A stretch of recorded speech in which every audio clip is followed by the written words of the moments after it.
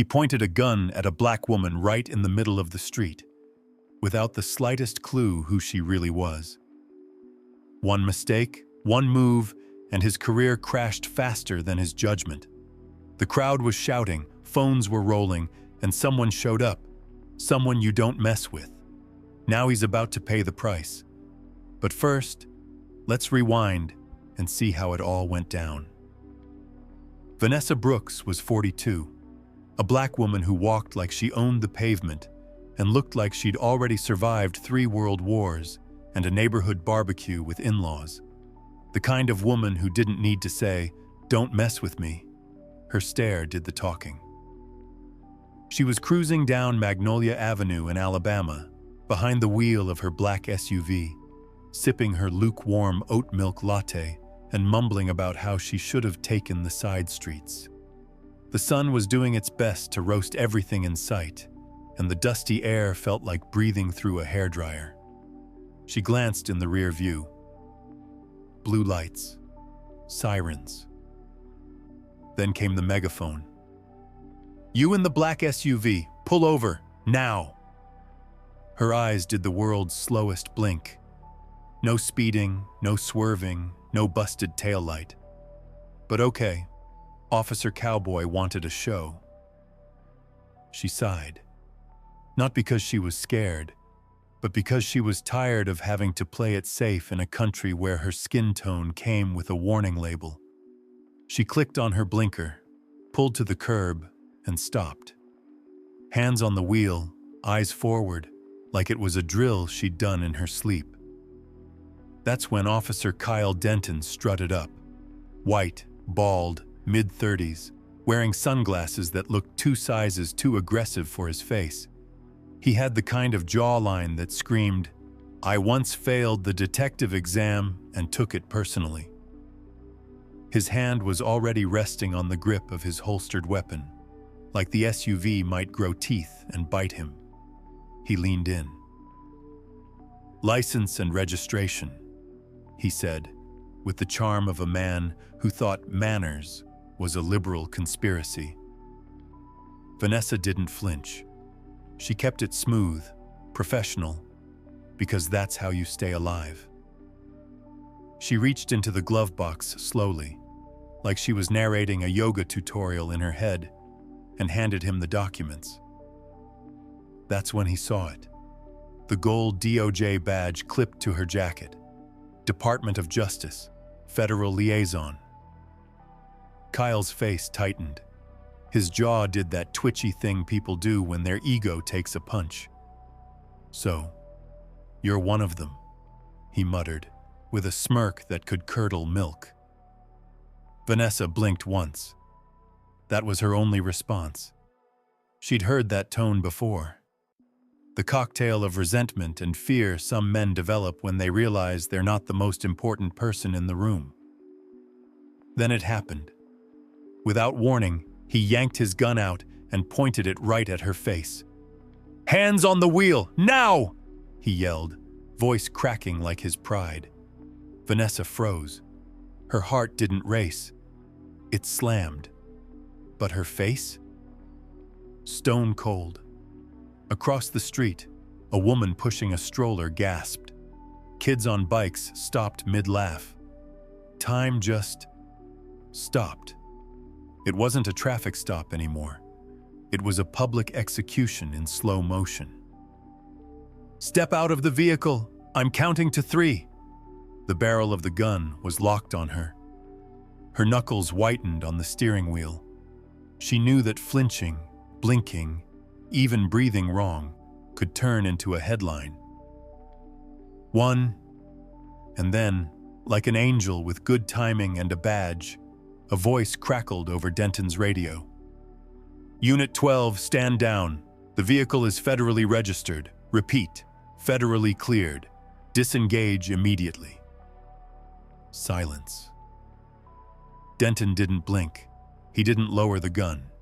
If anything, he gripped it tighter, and then he took a step closer. The second Vanessa Brooks cracked open her car door, her face didn't flinch. Not a tremor. Not a word. Her entire body was locked into stillness, like a statue sculpted by sheer survival instinct. But her fingers were tight on the edge of the door, so tight, her knuckles looked like chalk. And Denton? That man lunged. He yanked her out of the SUV so fast, it was like he thought she had a rocket launcher tucked under the seat. He spun her around, slammed her onto the hood with enough force to rattle the engine, and drove his knee into her lower back, like she was trying to escape a high-speed chase. Vanessa didn't scream, didn't beg. She let her face hit the hot metal, skin to steel, breathing steady like she was counting each second she was still breathing. "You're a threat. I see it in your eyes," Denton hissed, crouching near her ear like some budget villain auditioning for a movie nobody wanted to see. "You're out of your mind," she muttered. Calm, cold, and that was the only thing she said before the whole scene started to spiral into madness. From the edge of the sidewalk, a voice rang out, loud and firm. "Hey, officer, I got everything on camera. Are you serious right now? This is assault." It was a man, older, maybe 60, dressed like someone who just came back from buying a lottery ticket and a loaf of bread.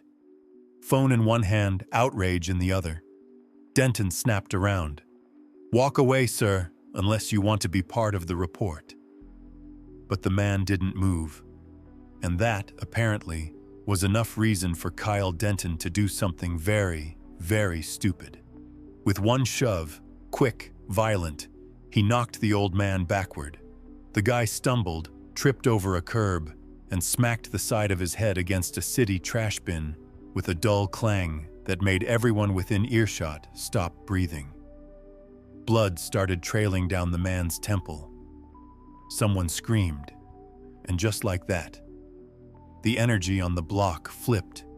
Pedestrians came pouring out of a nail salon. A teen from the gas station across the street froze with a Slurpee halfway to his mouth. Somebody hit record. Somebody else started yelling.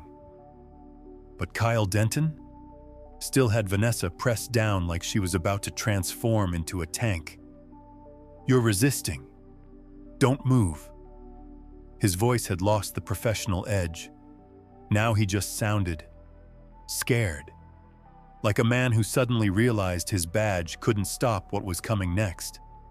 And then, the sound. Screeching tires. A sleek black government vehicle turned the corner at full speed, engine growling like it knew it had a purpose. It stopped dead in the middle of the street, doors flung open before it even fully parked. A man in a suit stepped out. No hesitation, no questions. Just fury. Clean cut, sharply dressed, and boiling over. "Let her go right now, Kyle." The voice sliced through the chaos like a scalpel. Calm, but unmistakably dangerous. Vanessa blinked, still pinned, her eyes widening slightly. Kyle Denton straightened up, gun still drawn, eyes flicking toward the voice. "Wait, you two are... she's your..." The man stepped closer. "Jonathan Brooks, Director of Internal Security, FBI. And yes, she's my wife." Kyle blinked. Then, in what had to be the boldest miscalculation of the year, he actually gave a small, cold chuckle. "Well, I didn't know that. My mistake." Jonathan's eyes narrowed. His jaw tightened. The man didn't raise his voice. He didn't have to. "Oh, Kyle, you didn't make a mistake." He stepped forward, slow and deliberate. "You made the mistake." That's when the crowd lost it. Applause broke out from somewhere near the sidewalk. A woman in her 70s raised both hands in the air and shouted, "That's what you get!" Phones were out. Cameras were rolling. And Kyle Denton? He just realized he wasn't the one in control anymore. The next morning, the name Kyle Denton was everywhere. You didn't need to scroll far. It was in headlines, news crawls, and awkward breakfast conversations. Cable anchors were practically high-fiving each other on live TV, saying things like, "The video you're about to see is deeply disturbing and very, very public." Meanwhile, Kyle? He was sitting on the couch in his living room, still in yesterday's underwear. One sock on, a half-drunk root beer sweating on the table, and the kind of expression that only shows up when your career implodes overnight. His phone buzzed every minute, not with calls from his precinct, but with notifications he never wanted to see. Suspended, without pay. Petition demanding his termination.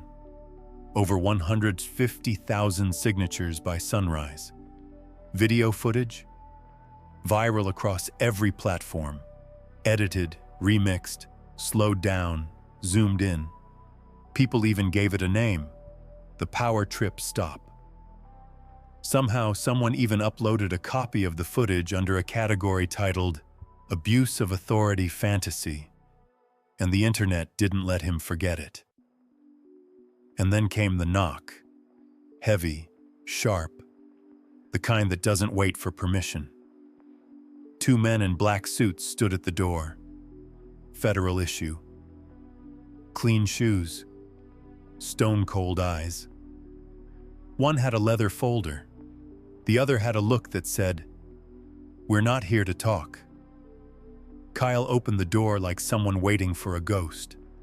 No words, no resistance. The taller agent stepped forward and handed him a sealed envelope. "Kyle Denton, you are hereby relieved of duty, effective immediately. Use of excessive force, failure to comply with federal command, and gross misconduct." Kyle's voice cracked when he finally spoke. "So that's it? It's over?" The agent raised an eyebrow and gave a slow, pointed grin, the kind that felt like an ice cube down the spine. "Oh no, this isn't the end. This is the trailer before the movie starts." He dropped the court summons on the table with a soft thud. "We're opening a full audit. Every stop, every complaint, every red flag you ever waved. Your badge didn't make you untouchable, Kyle. It just made you traceable." Outside, voices rose. Through the blinds, Kyle could see a crowd forming on the sidewalk. Old folks with folding chairs, kids on bikes, a marching band of neighbors with signs that read, "Justice for Vanessa. No more Dentons. Hands off our lives." Someone lobbed something soft and round. It hit the window, a powdered donut. Right on the glass. Kyle flinched like it was a brick. He stepped out onto the porch, hands loose at his sides, head spinning. A kid yelled, "You messed with the wrong woman." Another voice, older, echoed from the back, "Hope you like unemployment, Captain Crunch." Kyle looked up at the sky, eyes full of something between regret and total collapse. I was doing my job," he mumbled, half to himself. But nobody cared anymore. The spotlight had moved on, from control to consequences. And somewhere deep inside a fortified federal building, behind triple-locked doors and soundproof glass, Vanessa Brooks sat at her desk with a hot cup of hazelnut coffee. Her screen showed a freeze frame from the footage. Kyle Denton, mid-scream, gun pointed at her head. She leaned back, calm, unshaken, sipped once. "Lucky for him," she said. "I wasn't in the mood to press the panic button." And that was that. What would you have done in his place? Drop your thoughts in the comments. We want to hear from you. Have you or someone you know faced something similar? Share your story.